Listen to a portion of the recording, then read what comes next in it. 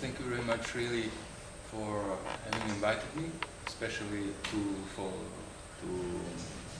Vladimir, who was so kind and that invited me and gave me this opportunity to express myself on these topics, an opportunity that I rarely have usually because it is a topic that in a normal academic environment you cannot raise. And today, in fact, I will speak I will take an approach where we will see how an interior university might come into being from a perspective, so to say, from a negative perspective, I would say. Because what a real interior university might be one day, I think we don't know for sure, and no one of us knows. We can have only some intuitive idea about that, but I think that an approach, a possible approach, would be that to understand first of all what an interior university should not be. So I will not go too much into the details about the interior knowledge paradigm, as Vladimir said, because this I think is already a further step. So as I said, this will not be a talk about the integral knowledge paradigm, because I think this is already a step further that we will have to elaborate with time. Whereas I will focus today on what the problem of modern academic environments is, and from there try to have an idea of what a solution to this problem might be, which is a little bit different approach, and in a certain sense a negative approach. And let give me an outline. We will begin with the problem. I will try to define what the problem is, because when we don't know what the real problem is in a modern academic environment, we cannot have an idea of what the solution might be. And sometimes people are not even aware that the problem exists, because we are so accustomed to a certain system, to a certain mindset, if you wish, and to certain power structures, that we even don't believe that something different can be. And that's, I think, what happens today in modern universities. Then I will try to make a comparison of the conventional versus the integral paradigm for higher level of education. I think many things can be said already in the integral education paradigm that you know here in Auroville much better than me. I will try to translate it a little bit to a higher level of education.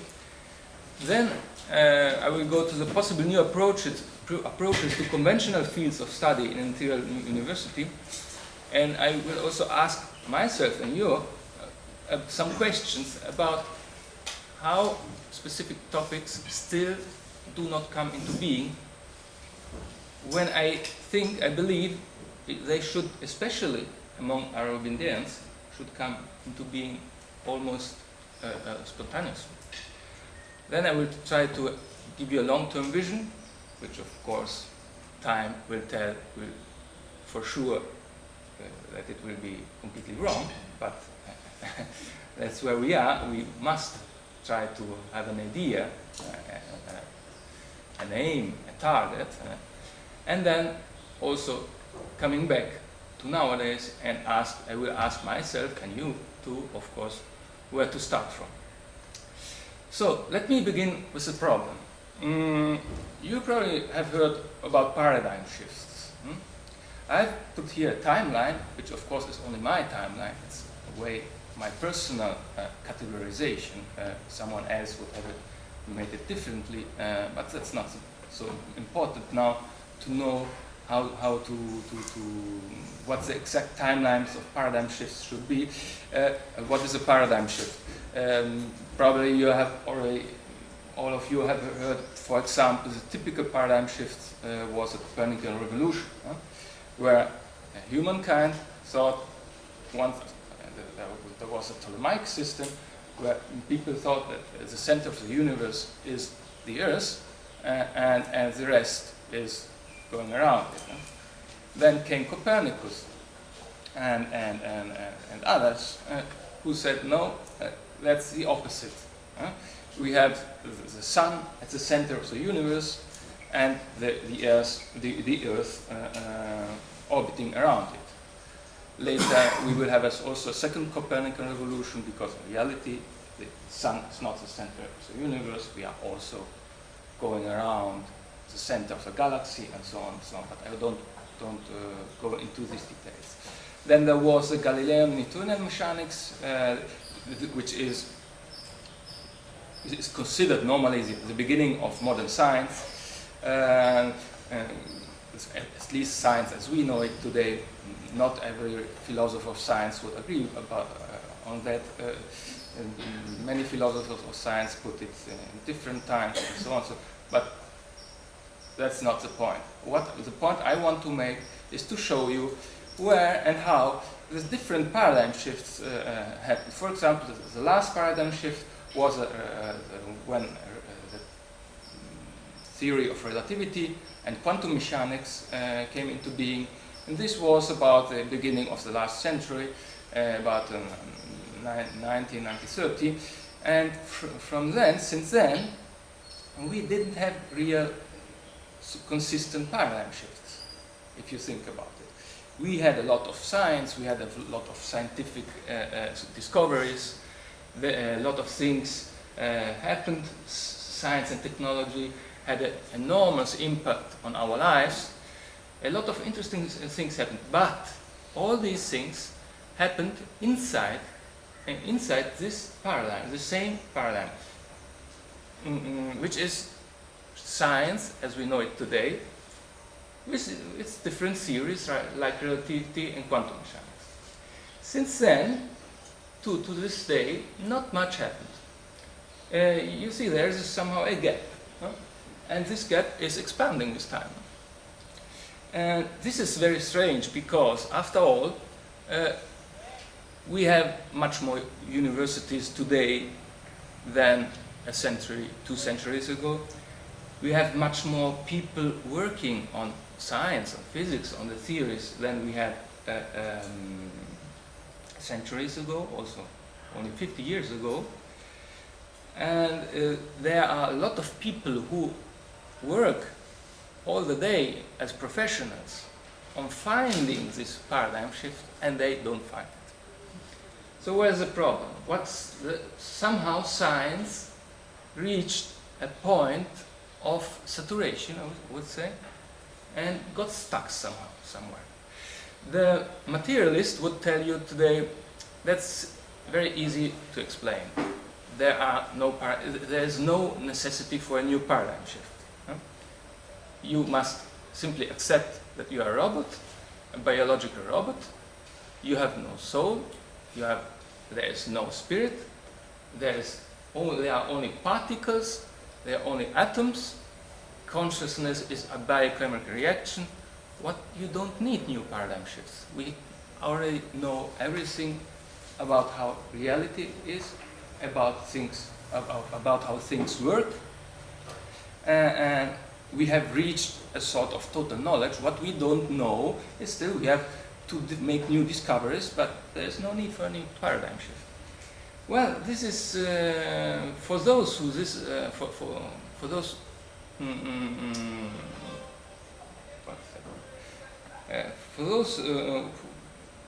where this sort of explanation is not sufficient, they have to find for some other explanation which goes beyond this idea that we don't need more knowledge, we don't need no more paradigm shifts.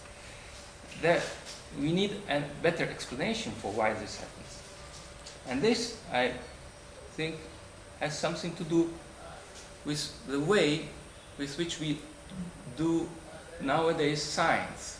There is a way with which science is done today, which is called so-called big science. What is big science? Big science is about large-scale projects with big budgets, big staffs, big machines, and big laboratories. Science has become a sort of industry, a big industry, obviously money-based, much more money-based and budget funding-based than it was also only a few decades ago.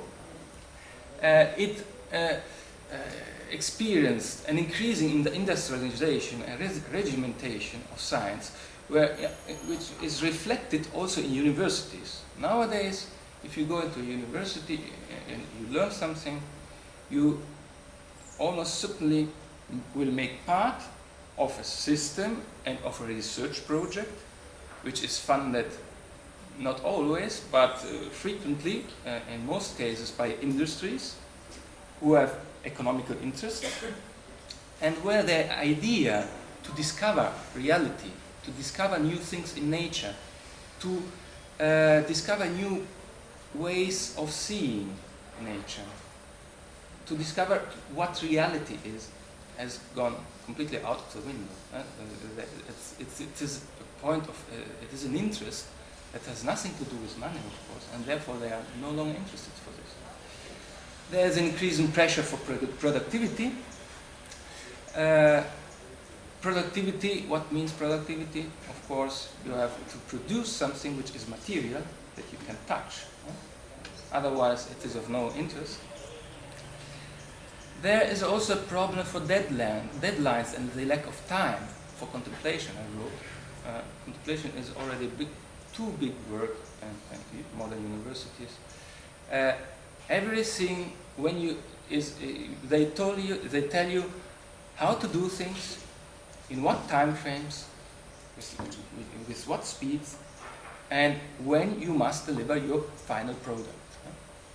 So, and it's usually that by purpose, they will give you a very short time frame because they want to put you on pressure. So you must produce. There is this sort of mentality. And then there is the increasing importance of hierarchies and a sort of elitism. This has increased also in the last decades. Why? This increased in the last decades because research groups nowadays are no longer of 2, 3, 4, 5 people, but maybe of 50, 100, 150, 200, thousands of people. What do you need then? You need the big boss, the top of the pyramid, who directs everything and everyone, and is a sort of dictator, let's say so. It's maybe an exaggerated term, but it is somehow in this sense. But one other thing that I think had a big impact today in science, a big negative impact, unfortunately, was the complexity of theories. The complexity of the things that we are studying. For example, life. Life is a tremendous complicated thing. Let me make an example. For example, with the Human Genome Project. You certainly have heard about the Human Genome Project, which is a big, for sure, a big scientific so I had something to read about you, but now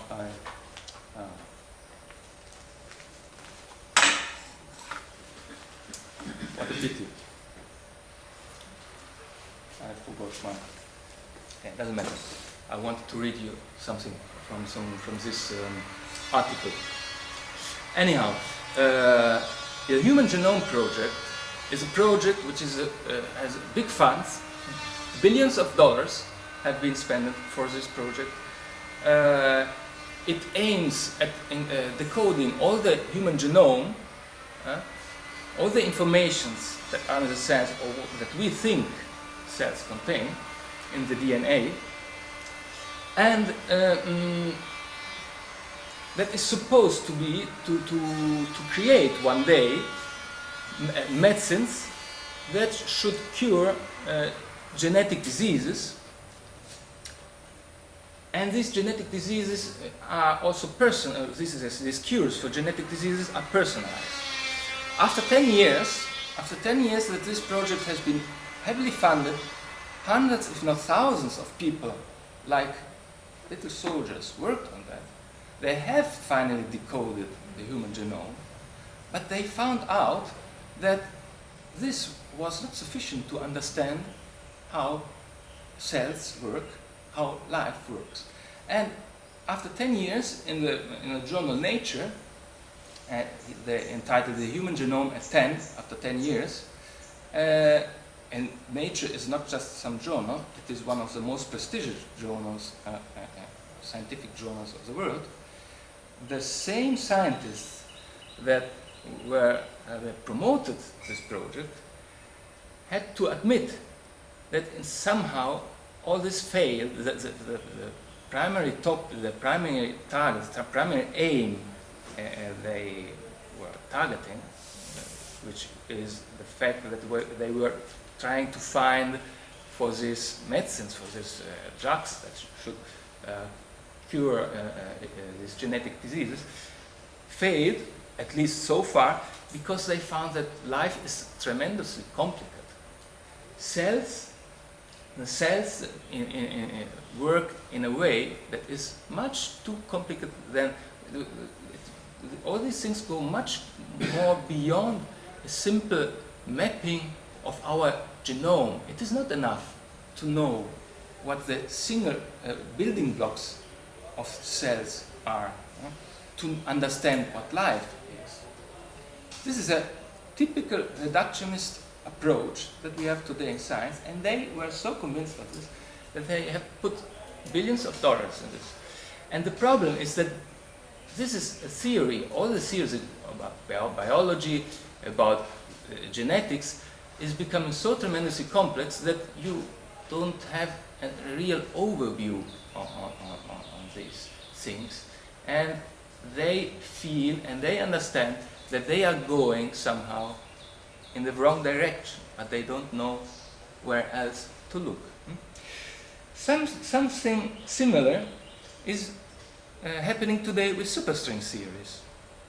Superstring theories, I suppose you have heard about that, is a theory which tries to unify the four fundamental forces of nature and to find a theory that unifies relativity and quantum mechanics in a unique whole theory, also called the so-called theory of everything. Also, physicists normally don't call it in this way. And this is also a tremendously complicated theory. Hundreds, maybe thousands of physicists have worked on this now for about 30 years, and no tangible results are there to see. But they spend a lot of money on that, and a lot of human resources have been spent on that, and probably this will be a failure. No? And I'm citing these two type of examples in modern science to tell you why so-called big science is influencing our modern academic environment.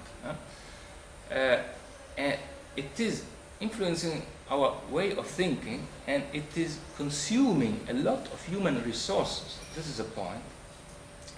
Because all these things are becoming so tremendously complex that you don't have any time to do nothing else.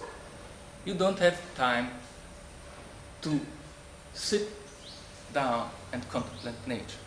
You don't have time to try out to get into tuning with nature, to find out for new ways of seeing, to feel inwardly what may be right or what may be wrong, because you're totally immersed in the system. And they are slowly becoming aware of this, but they don't know where to go. So that's a real pity, because I have something to read about. Okay. A book that I can suggest you to read is The Trouble with Physics of Lee Smooling, who is certainly not someone who has a spiritual approach to things, but who is slowly discovering the same principles of what you already know, of so-called integral education. He questions about why in physics we don't have these revolutions, these paradigm shifts, and he arrives to the conclusion that it must have something, it must be, the problem must be somewhere, not so much in science in itself, but in how we are making science and how we are teaching science. And it is not so much the first part of this book which is so interesting, but maybe the last chapter. If you have the equation, try to find out. And he arrives to the conclusion that all the system is somehow a big trap. It puts a tremendous pressure also on students, and by the way, it is interesting that from an annual US national survey, it comes out that students are more stressed than ever. Stress is #1 factor in academic disruption. I give you here the online address of this, where you can check out more data about that.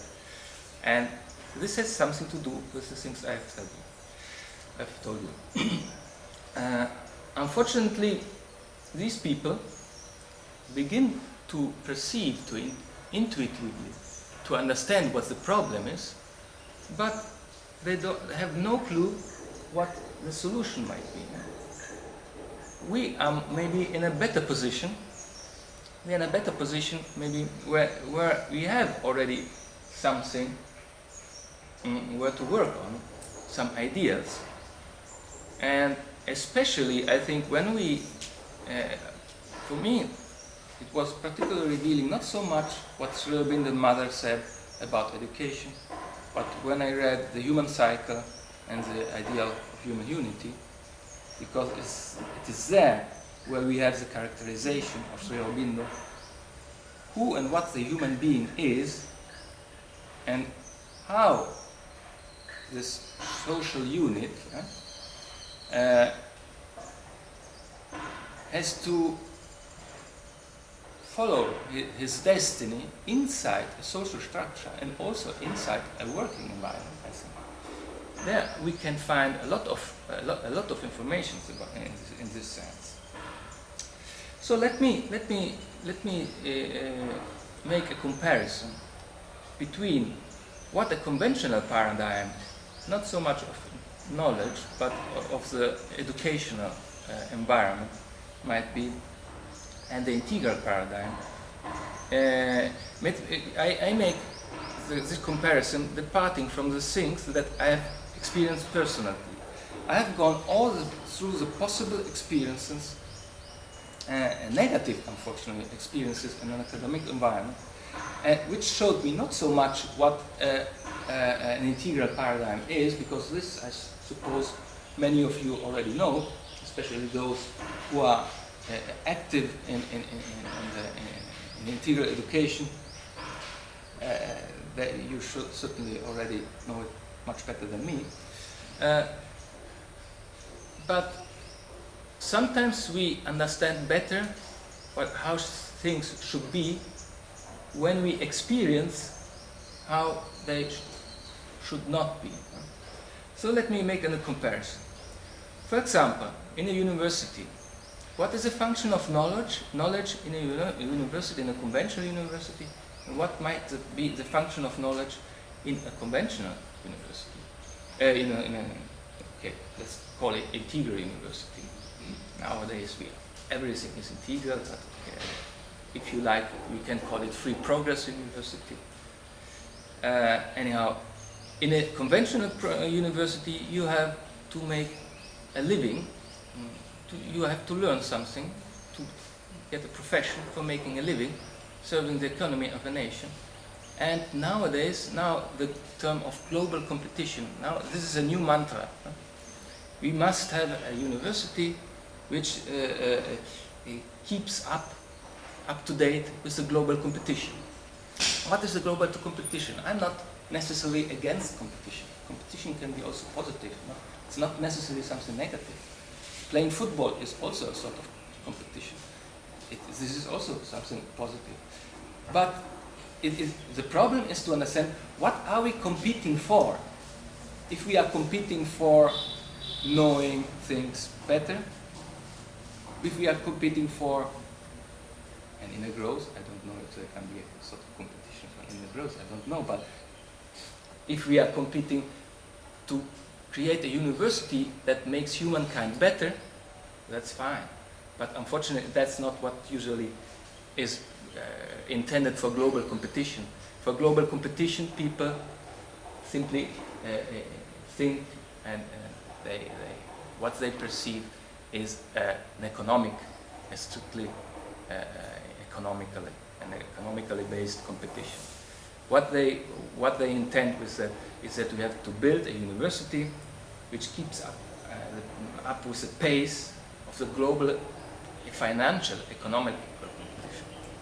And in this sense, I think this is not very interesting. This is not the kind of university that we are interested in, at least not here. I think an integral university should, first of all, the function of knowledge should be the discovery of meaning, the understanding of reality. I put understanding in quotation marks because, of course, it's not a mental understanding. It's an understanding also with higher states of consciousness, as far as possible. Who, what, why we are here.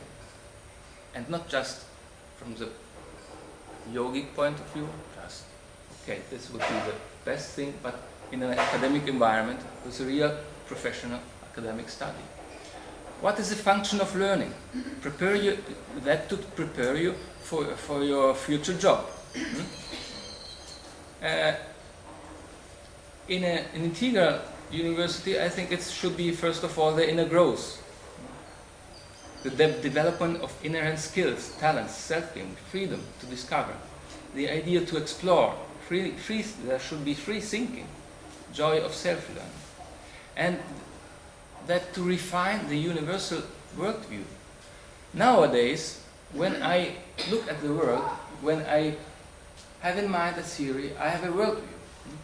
Now this worldview might be correct, but I must be conscious of the fact that this can be only a transitory, momentary worldview. This is the way I am looking at the world today is only a way that is fine for now. Tomorrow, maybe I have another worldview.